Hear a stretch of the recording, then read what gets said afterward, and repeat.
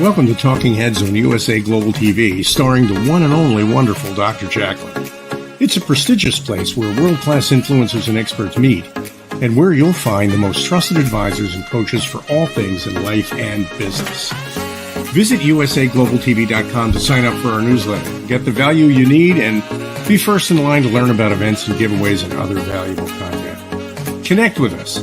Email Dr. Jacqueline at usaglobaltv.com to talk about how you can become part of USA Global TV. That's USA Global TV, where the doctor is always in. And a big welcome to all our viewers and listeners to USA Global TV and Radio today. My name's Jenetta Barry, and our show today is one of the Talking Heads show. And I'm here because I'm an expert presenter on today's topic, which is about responding to what's not said in relationships and processing and being able to process what has been said and what is silently said rather than knee-jerking from that type of response. So, you know, one of the things that I've noticed in the 15 years that I've been working with people around the world online is that there are two types of silent speech that show themselves the most when we're communicating with others.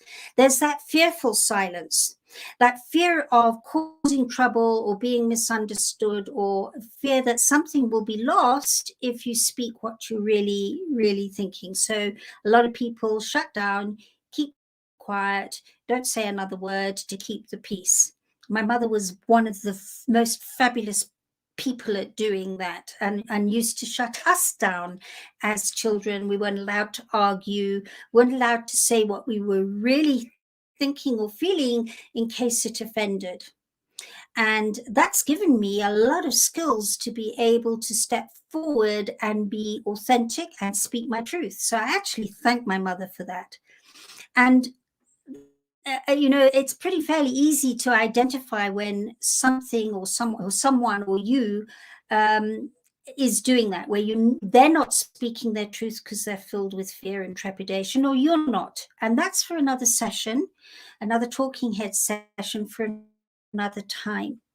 But today we're going to embrace more about the second type of silent speech, and that's the judgmental, the internal judgmental silence, where in hearing something or seeing something act out and presuming that it's happening because it could be something that happened in your childhood, where even though that might not have been the truth, you presumed that the person did this or said that because they were thinking or feeling this, that, and the other, and that became the truth.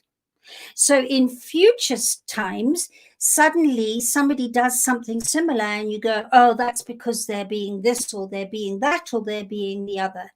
And that's the judgmental silence in ourselves and in others.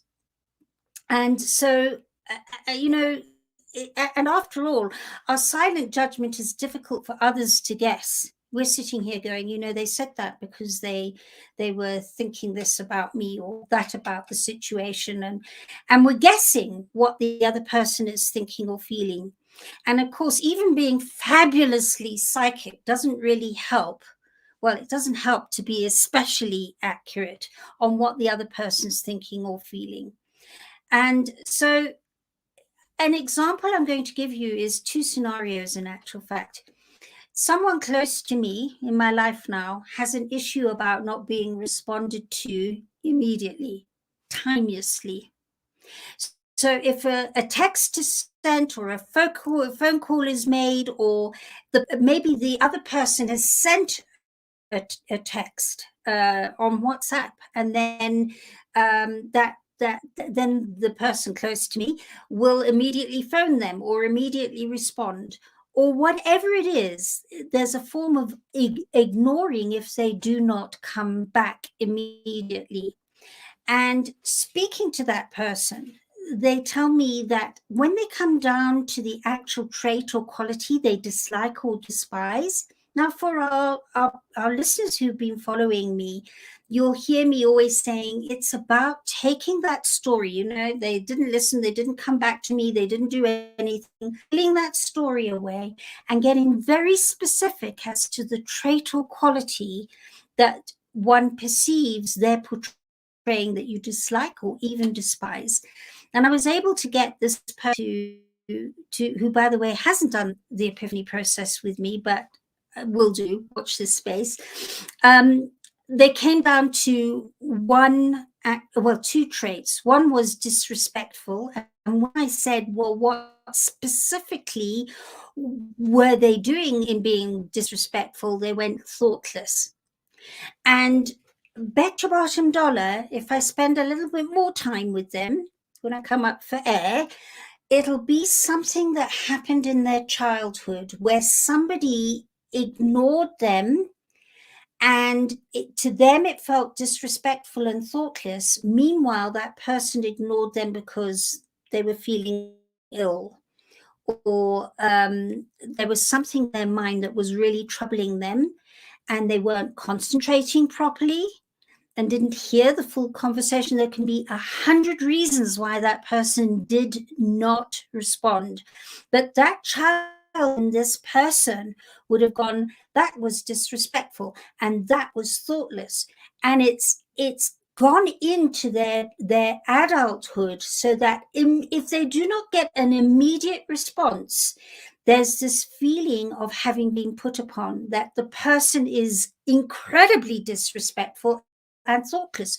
And from time to time, I've seen that person walk away from a situation and leave people marooned in a shop or whatever, because they felt that they'd been disrespected and that person had been thoughtless. And it's when you can peel that little knee-jerk reaction that is silent, because the other person doesn't even know that that's what you're thinking. They don't know that you're thinking, wow, you're being disrespectful and thoughtless, because they're probably more than likely 99% chance not feeling disrespectful or thoughtless. And then they can't read your mind, that you've walked away or put down a phone or done anything because you think that it's disrespectful or thoughtless. They're sitting there going, I wonder what happened then. And then the other scenario I'm going to share with you today is, and I love this, I always have permission to talk for my clients. When I say, okay, this has happened, can I share this week? I won't put your name to it, but this person doesn't mind the name, but it's irrelevant today. And the other one is this client of mine this week in Australia. They and their siblings lost their precious mum the week before, well, last week, and then talking with them with this person this week.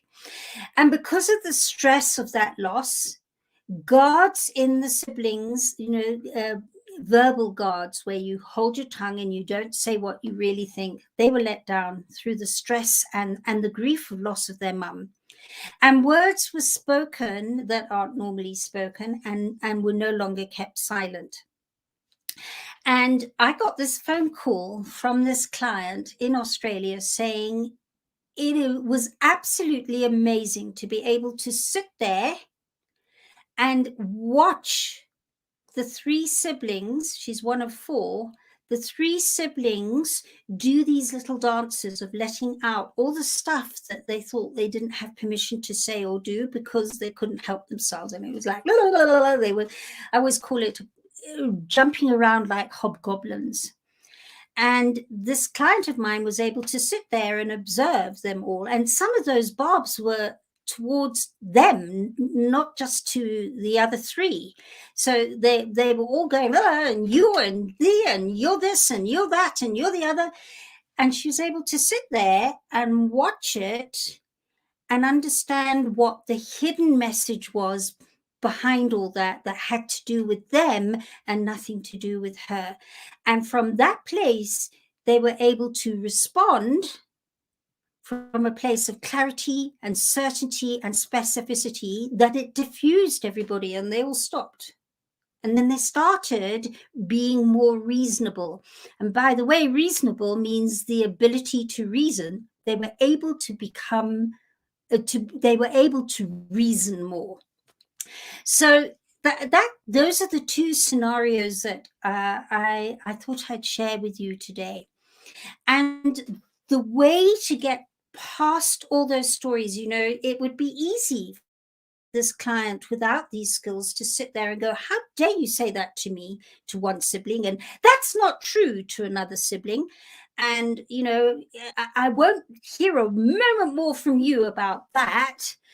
And don't get me wrong, it doesn't mean that having got these skills, it won't happen. When one's extremely charged about something and you're under a lot of stress, it's not always possible to immediately bring it into manageability, but it does give you the chance to go away and do it if you can't do it on the spot. But what happens with this process is when you start asking the questions I'm going to give the basics of now, your unconscious consciousness starts understanding the truth of it. So your conscious consciousness is going ding, ding, ding, ding, ding with those basic questions, and your unconscious consciousness responds to those questions. And suddenly you find that a lot of wisdom's coming out your mouth to the point where you go, wow, where did that come from? That's really interesting. And that's what makes people stop and go, wow, that was quite profound what you just said. And you start checking, going, did that really come from me? Well, it did, because we all have that innate wisdom inside us. But what happens is when we're running all these stories of it ought to have been and it should have been and why not, and I don't like myself, I don't like them, I don't, and all those stories, and if only, what happens is it distracts and distorts you from being able to access that innate wisdom that is always present inside you. Now imagine being able to get the tools where you can peel away all those stories, all those charges, all those distractions of how you're thinking and feeling, and suddenly be able to access that certainty, that clarity, and that specificity that is always inside you. It's not gone away, it's just distracted. And that's what these questions are going to be able to help you to do. Now, as I've said in other sessions, I'm giving you the basic questions, and they do help. Even if you start with these, it's wonderful. Sometimes, though, at the beginning of the journey of working the Epiphany process, it's so helpful to get a coach. I call this process mental and emotional daily gym. We all understand the value of working out our physical bodies on a daily or weekly basis, or however often you do exercise, but nobody has told us that it's just as important to work out your thoughts and your feelings so that they become manageable and also very fit. You have a fitness routine for your thoughts and emotions. And when you bring those two in with your body, it's like it's a trinity. It's amazing how powerful and clear you become about things that used to cloud you. So let's begin. The very first thing, let's take the first scenario where from somewhere in the distant past, or the very distant past usually, something happened that made you decide that scenario happened because that person or those people were being this, that, and the other. As I said earlier, it was disrespectful and thoughtless for this particular person I gave as an example. So the very first thing you're going to ask yourself is, what is it that I dislike the most that people do and gets me really incensed? It could be that you've asked for something at the shops and they come back and they've forgotten to buy it for you. That was another one I had to deal with my dad as he was growing up. As I was growing up, he was grown up. And we'd go shopping and then come back and go, oh, Dad asked for this and we didn't get it. And he would go off and say, I do so much for you, and da, da, da. And I actually, even in those days, could hear his father doing the same. So something happened there where he decided that if anybody forgot to do something for him, because his father said that was so, it became so. So what you would do is get to the scenario that really, really presses your buttons. I hate it when people do this, whatever it is. And you write it out and go, okay, so I really hate that. I despise it when people do that, or I really wish they wouldn't do that. It really gets my goat. Once you've written it out and you've made sure it's the one that charges you're most charged up about now, then you would go, well, so what trait or quality are they specifically portraying when they do this that I dislike or maybe even despise? And that's when I was able to ask this person, before I presented to you, about what it was. And it was disrespectful and thoughtless for them. So you would find out whatever it is. If you want more help with this, please do talk with me, because I can really help you in seconds to get very clear as to what the trait or traits were that you disliked or despised that they portrayed. So you're going to get there and go, okay, so this is it. And you might get 2 or 3 of them, and you choose the trait that you dislike the most. And then you start saying, and this is an interesting one, you start owning where that trait, because what's happened in that scenario is you've gone, I dislike that trait so much that I never portray it. I only portray its opposite because I dislike it so much. So I'm so incensed when somebody else comes in and portrays it. How dare they? I have prided myself that I do not portray or carry out that trait. So what you would then start doing is finding out where you are doing it. Where are you doing it silently in your head?